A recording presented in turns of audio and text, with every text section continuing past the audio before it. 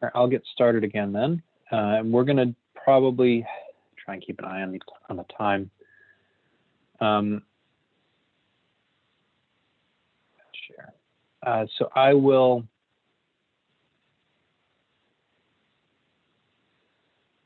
have to go through, and I didn't carefully double check all of the slides here. Not that I'm always get my slides completely error free, but this is, I believe this is so topic 5. So equity markets, indexes, and securities markets. We're going to cover equity markets and indexes a little bit today. Whatever I don't get to, we'll start next week, or continue next week rather. Oh, post this to Canvas. Yes. Stop sharing. I said I would do that during the break, and I didn't.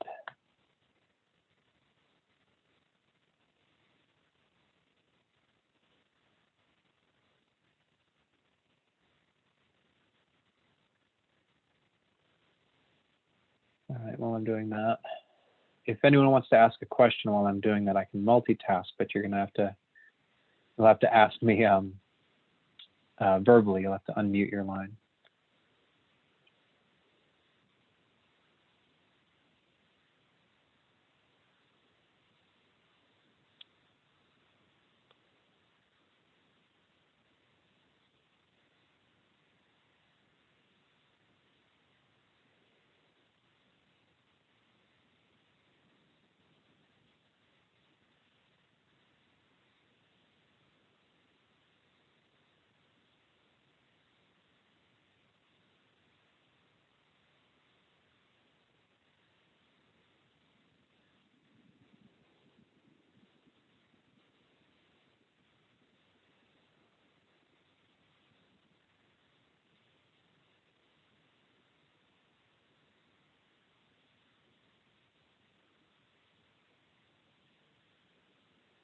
Okay, and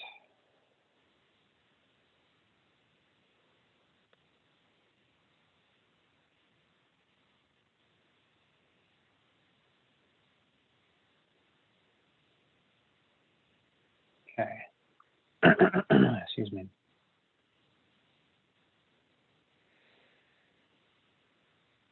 All right, it should be there. So if anyone's checking for them, if you don't see them, let me know, and I'll see if it's an issue of me not hitting the publish button or something else.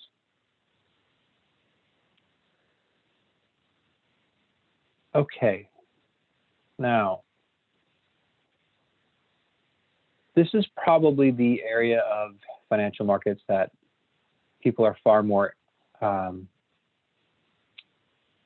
familiar with, and also usually more interested in. And the ironic thing is that those people that go and work in financial markets, equity markets is actually one of the,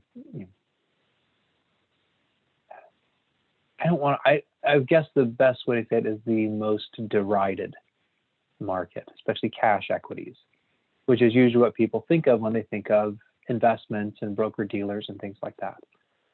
That in large financial institutions, large broker dealers, kind of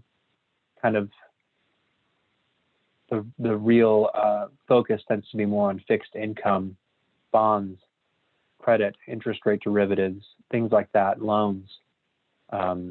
Those tend to be a little bit more sought after. I would probably be the best way to put it. They're also they're very difficult to work in as well. I think probably each different market segment has its own difficulties.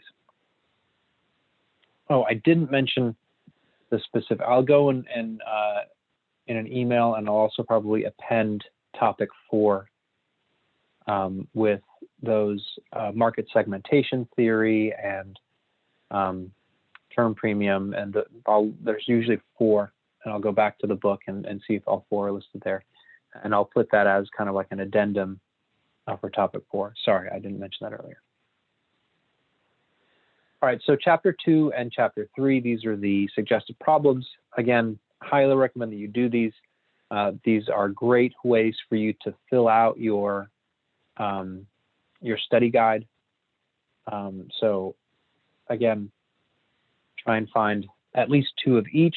That's all you really need to fulfill the requirements of the study guide, but the more you do, obviously, the better off you will be in terms of your final performance in this class, and also I think your education from this class. All right, so we're going to talk about types of equity securities. Then we'll talk about the 2 main markets, and that gets more into general markets, primary and secondary markets. It's true for any tradable securities. We'll talk specifically about stock market indexes, and then at the end we'll talk about ADRs, ECNs, dark pools, and other. They're listed in the book. They're also listed in my slides. I'm not going to expect that you know those out of the gate. So types of equity securities. So you have different forms, right? So you have common equity shares, preferred equity shares, and convertible securities. Now, these are actually listed in reverse order in terms of their priority of repayment.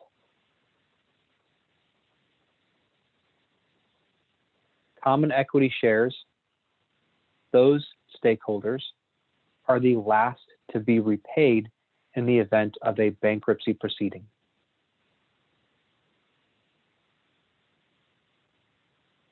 Preferred equity are second to last.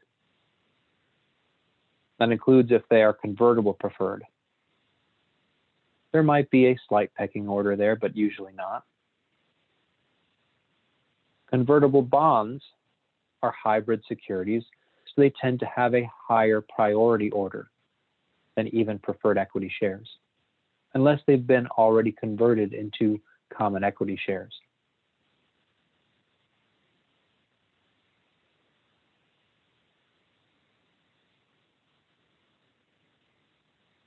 So common equity shares, they have limited liability.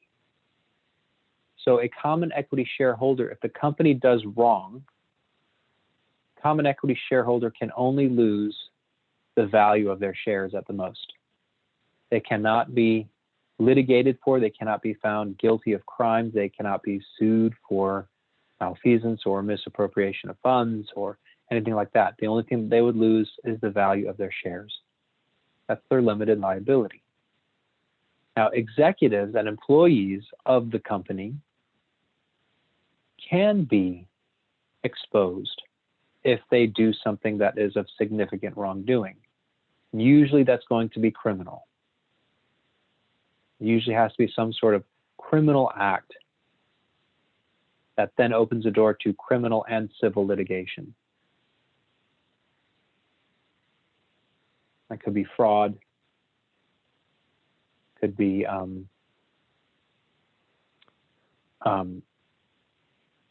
laundering of some kind. Money laundering, that is. Common equity shares also typically have some form of voting rights. They get to vote on corporate actions, and that usually is board members, compensation, certain other things like shareholders can put to a vote other things, or should there be a special dividend. Mergers and acquisitions is usually if they're being taken over or spinning off a company, oftentimes there are opportunities for shareholders to have their voices heard. But sometimes there are companies who have bifurcated shares. They have different share classes. And I have dual share classes, but they could have more than 2. But a very useful example is Berkshire Hathaway, BRKA versus BRKB. BRKB has no voting rights. It also trades at around $230 a share right now. Might be a little bit different. If you want to buy the A shares, which have voting rights, and if you have A shares, you are eligible to go to Omaha for the annual meeting when they have their next annual meeting and actually vote in person. But those are very expensive. See how much they are. I don't check them as regularly as I should, I suppose.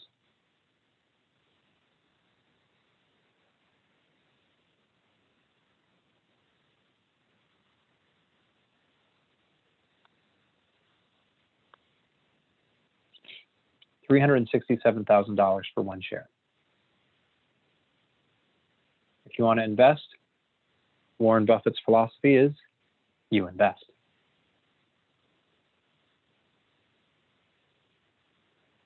So you're looking at after hours trading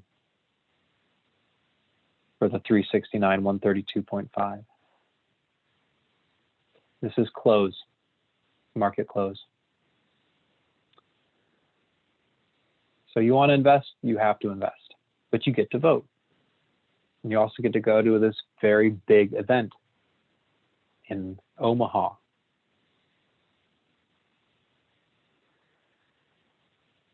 Alphabet is one that has multiple classes of equity shares. I believe Google with the L is voting rights. Goog is no voting rights.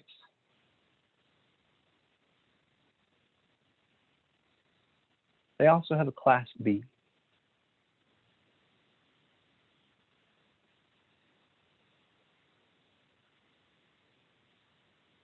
What is Class B? Has anyone ever heard of Alphabet's Class B shares?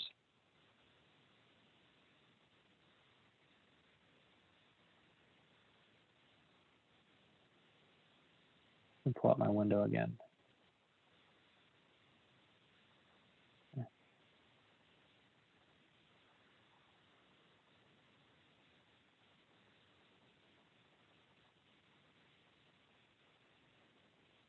See if I can show this on here.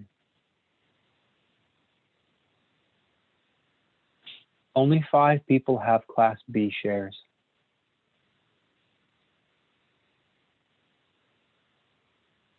You can look at Goog or Goog L, Goog with an L in the end. See, they put it on here? Okay. I'll click on the link at the risk of so when they formed it, they only had 2 share classes. Yes, they have a Class C. So the Class B shares, when they first came about, let me see if I find the exact number. One Class B share, I think, has 10 votes per share. Yeah.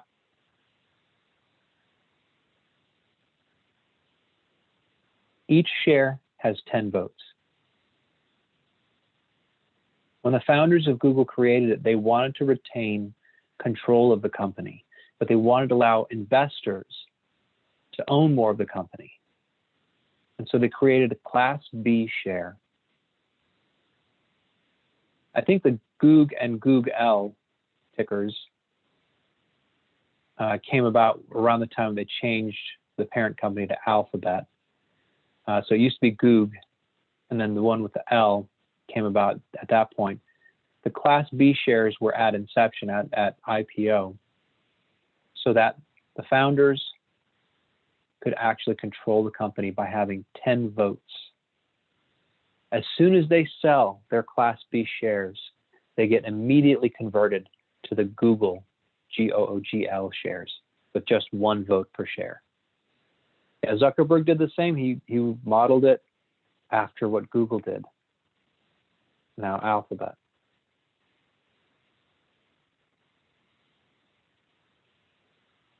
So it's bifurcated shares. There's different classes of shares. So no one can buy Class B shares. As soon as they're sold, they convert. Snap. Does anyone know about Snap? Not the actual app itself, the company, the formation of it. When they did their IPO, Snap decided that the shares had no voting rights.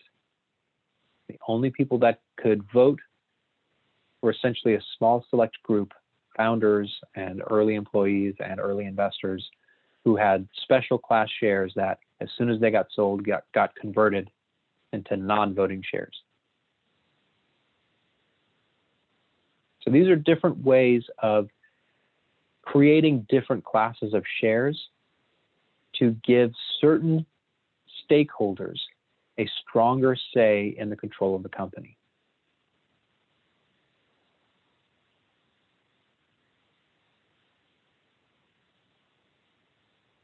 Common equity shares are residual claims. And this goes back to that priority order of repayment. You get the residual, you get what is left over after all the bills have been paid, after all the debt has been serviced. Whatever's left over, the common equity shareholders get to keep. And that's typically in the form of mostly retained earnings and dividends.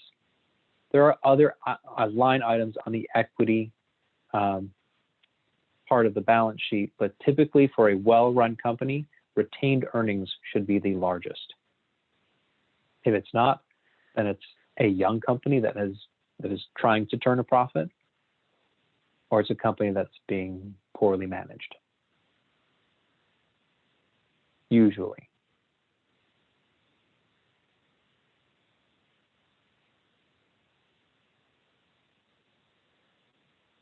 So how do we value them?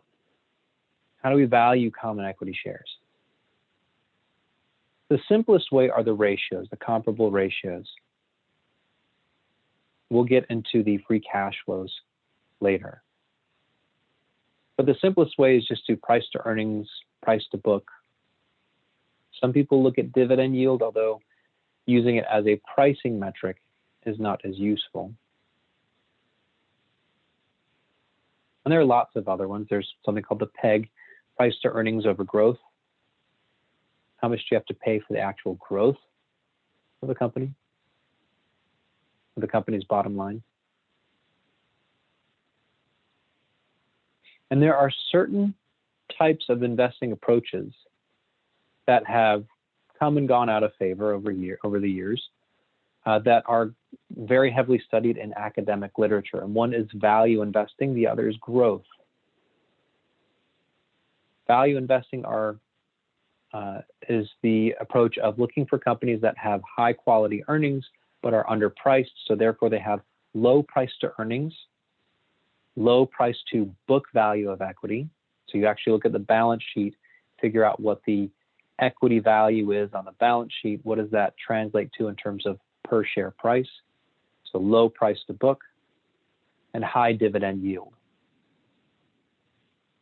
Growth stock is the opposite. It is high price to earnings, high price to book, and usually no dividend yield.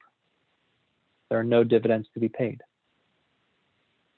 So the only way that that company can grow, the stock can grow in value, the price of the stock would go up, is if the company experiences significant growth. That's how they came up with growth stock. So value investing metrics, these really all depend on the environment, especially the interest rate environment. So typically a price to earnings below 15, although in last year, based on the interest rate environment we were in and still currently are, even a 25 PE would be considered a value investment. So think about it in terms of yield. The earnings yield is simply 1 over that. It's earnings divided by price. So that's a 4% earnings yield. It's difficult to get a 4% yield on a 20-year corporate bond these days, or a AA or higher rated corporate bond. That's usually kind of a comparison. All right, so can stocks be value/growth hybrids? That's how I think of Apple. Let's take a look at Apple really quick. Let me pull up some of their metrics. So I always use Yahoo. find them to be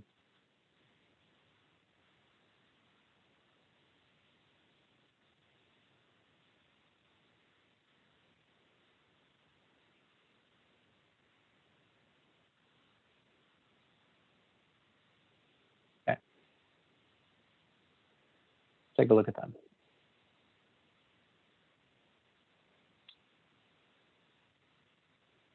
P/E ratio 35.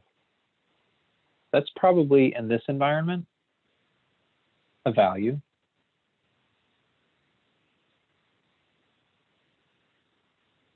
.85% yield, earnings yield. That's about, you know, what you get with AA 10 to 20-year corporate bonds. They do have a dividend.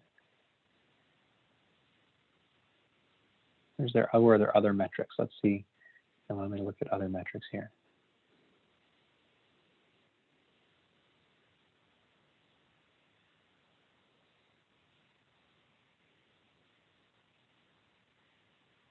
Here we are. Trailing PE, forward PE, PEG ratio. PEG ratio is a little bit high. High end for it to be a value. Price to book 33. Yeah, that's, they're kind of in, they're, you know, it's peculiar because if you look at their enterprise value EBITDA, yeah, that's 25 times, pretty high. So they're not quite value, they're not quite growth. They're somewhere in the middle.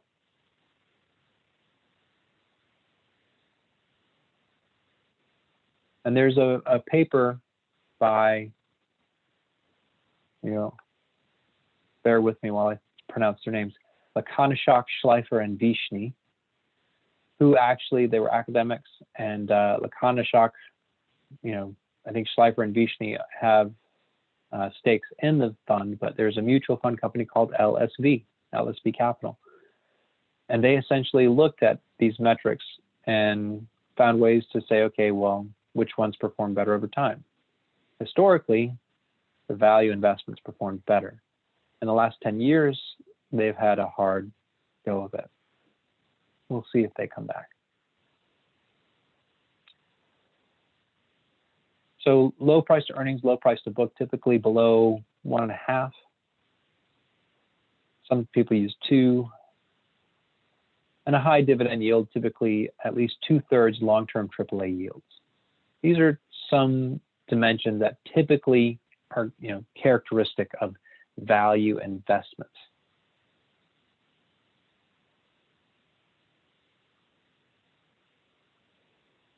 So Facebook is on this list down here. I don't think it's really growth anymore. Let's see.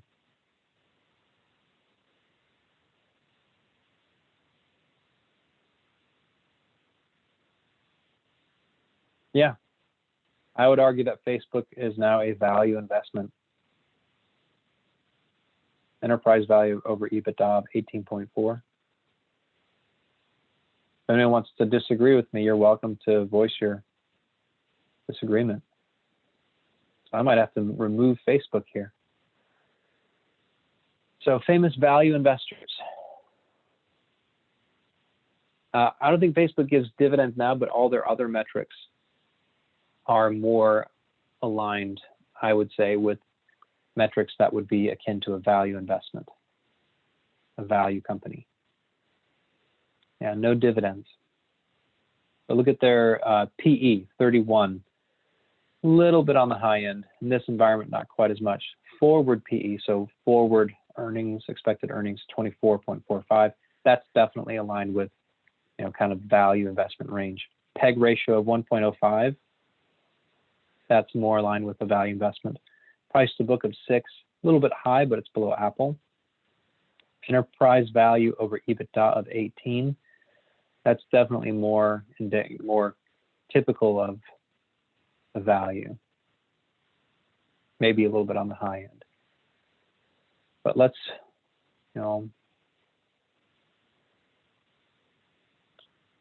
we'll get that loaded up.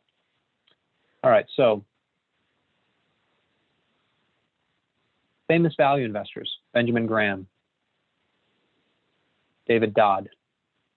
They were colleagues. They worked a lot. They trained people like Warren Buffett, who was the most famous of their disciples. There were a lot of other very famous investors who were taught and trained by Benjamin Graham and David Dodd.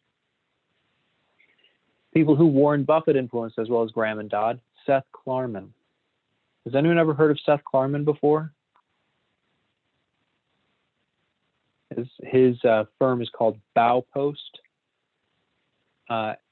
It's might be one of a very successful hedge fund. I wouldn't venture to say the most successful, but he's been a very successful investor. Joel Greenblatt is another famous investor influenced by the ideas of value investing.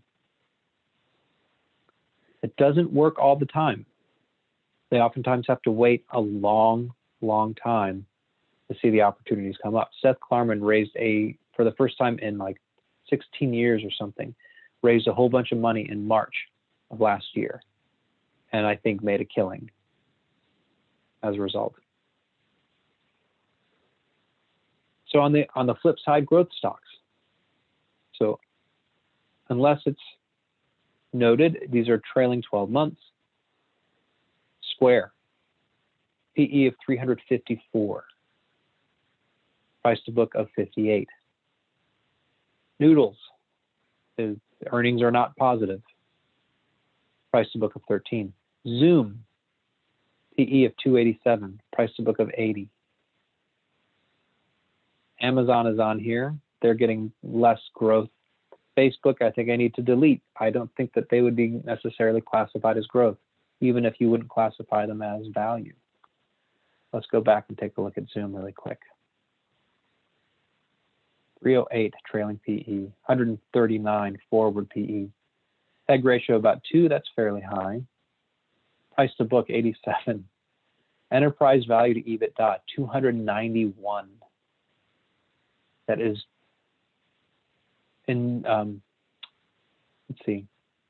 unfathomably high. Be a little bit less incendiary. Let's pull up, who did I want to pull up? Let's pull up Amazon really quick. Pretty high PEs, fairly high PEG. Enterprise value EBITDA, on the high end, but not outlandishly high. Let's look at Disney. Trailing PE, forward PE. Wow, PEG ratio. Enterprise value to EBITDA. Disney is now a growth stock. It's now becoming a tech company, isn't it?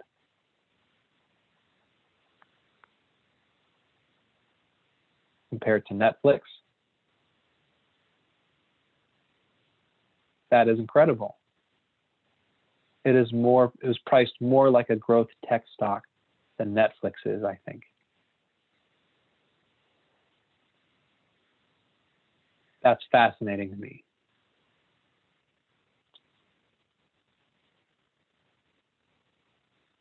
So I'll replace Facebook with Disney going forward. I'll add Netflix for comparison.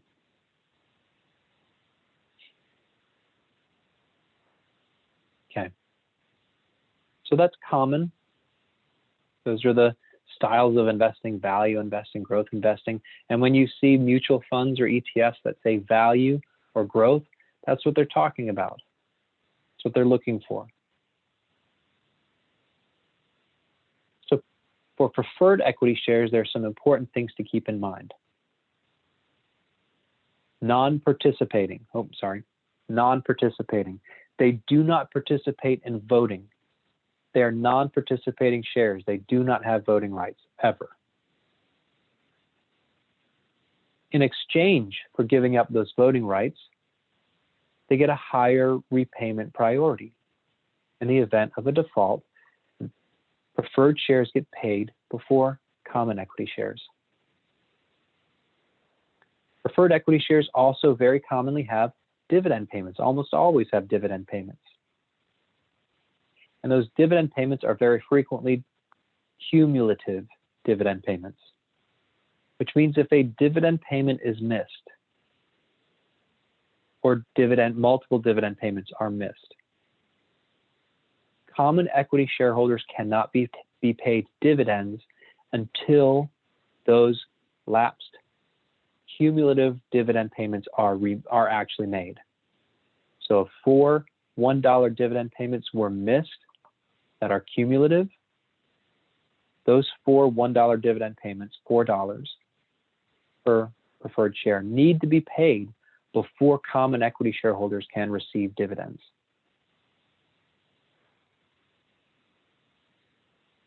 This makes preferred equity shares trade much more like bonds than they do like equity,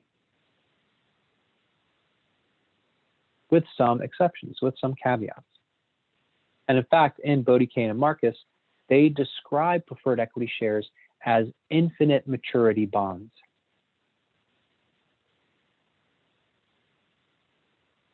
Which is a pretty good way to think about them. Some preferred equity shares have things like warrants in them. A warrant is essentially like a call option contract embedded in a preferred share. And typically the price paid for the preferred share can go towards actually converting it to common equity shares. And a very famous transaction that happened in 2011, Bank of America was in a little bit of some financial difficulty, and Berkshire Hathaway, essentially stepped in and said, we will invest $5 billion in preferred shares, and we want to have embedded warrants in them that we can convert them to common equity.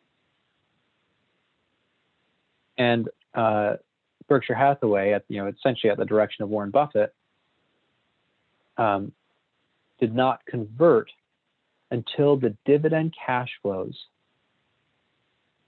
of common equity shares surpassed what their preferred shares were receiving. Essentially, he was saying, well, I'm just going to hold these forever, and then once the dividend cash flows are better for the common equity, I'll convert. 6 years later, he was sitting on a pretty large paper gain because essentially the embedded strike price, as you can see on the slide, is $7.14, $7.14.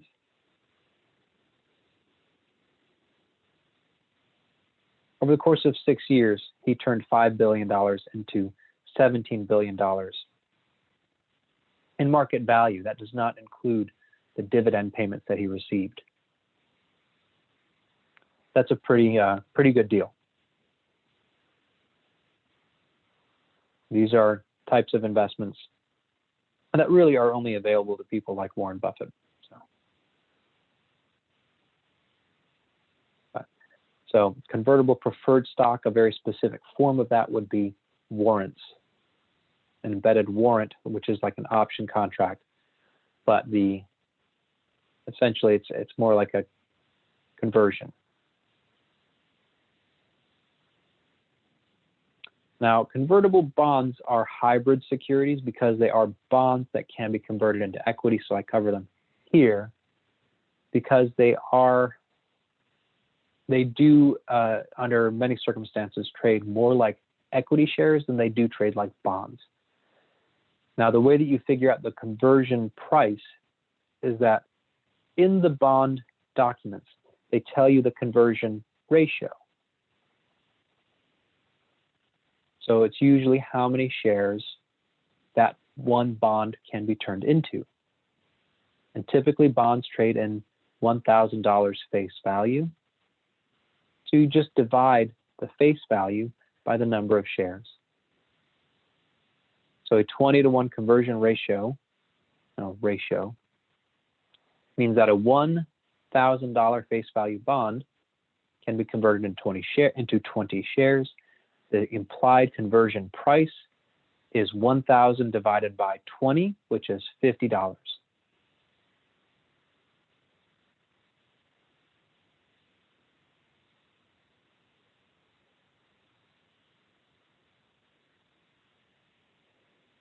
If the share price changes, nothing happens to the implied conversion price. The conversion ratio is fixed. It is fixed at the issuance of the bond. So here's one that was issued by Louis Vuitton Moet Hennessy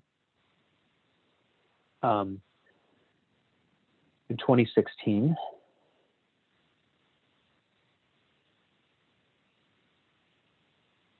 Conversion ratio of 1.093. And here it gives you the minimum piece and the price increment. So this is a little bit of an off bond. You can buy it in increments of $250 of face value. And I think I dug into this a little bit. I believe it was issued as part of a way to fund an acquisition in 2016. So we could probably Google like what company did Louis Vuitton Moet Hennessy acquire in 2016, and that would tell you what deal this was tied to.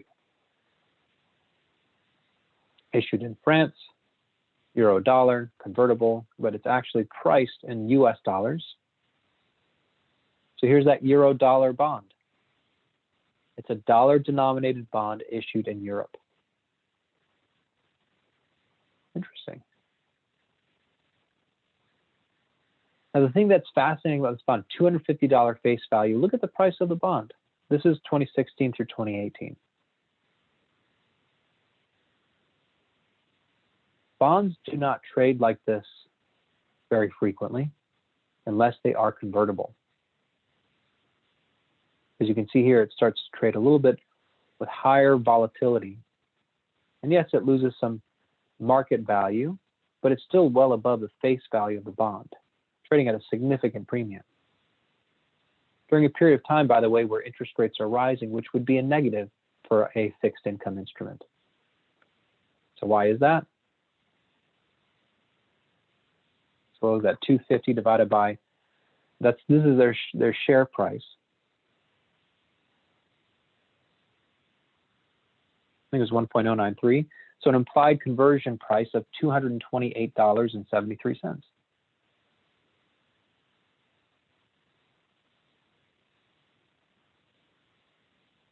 So once you get around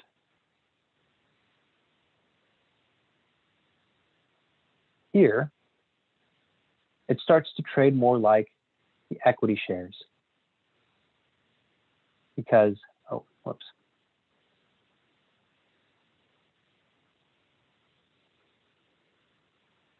Starts to trade more like the equity shares because essentially the value of the bond now is worth its conversion value. Stock went up, bond price starts to trade exactly the same. Say it trades exactly much more like the share price. Because it's like an option embedded bond, where the bondholder can convert at about 228. So once it gets above 228, let's go back. It's right here, early 2018. Mid 2018, it should be trading at about 294 times 1.09, so it's about 310 or so. Oh, it's up at 350.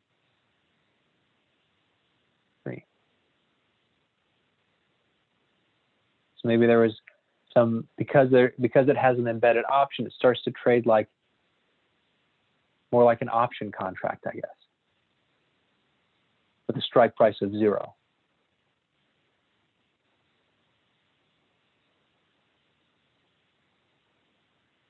So you can see that here. Over the life of the bond, it did not have the same positive cumulative return. You can see that in this graph, and then the metrics up top.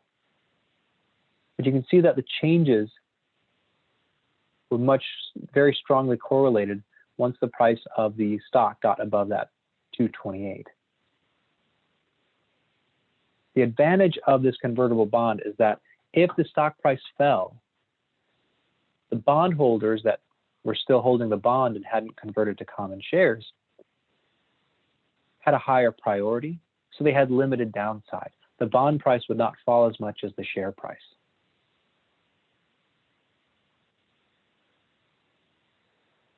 All right, so how long is the typical, I think it's called the last conversion date. Let's see. Convertible until, so here's pricing date, convertible until 12/18/2020. So yes, there's an actual, and usually it's listed in there. You can, they sometimes will list more specific requirements. It can only be converted after such and such date and before this next date, this other date. There can be limitations on, can only be converted if price is above some value. Tesla did a lot of those. So there can be some more nuanced clauses in the bonds themselves, the convertible bonds, that limit when and under what circumstances the bondholders can convert their bonds into equity shares.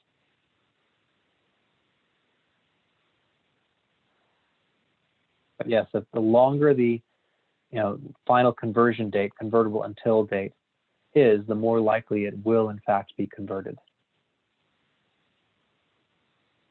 Need to delete here.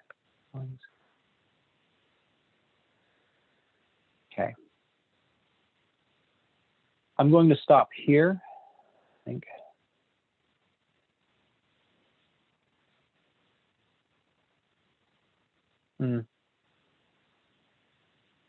Yeah.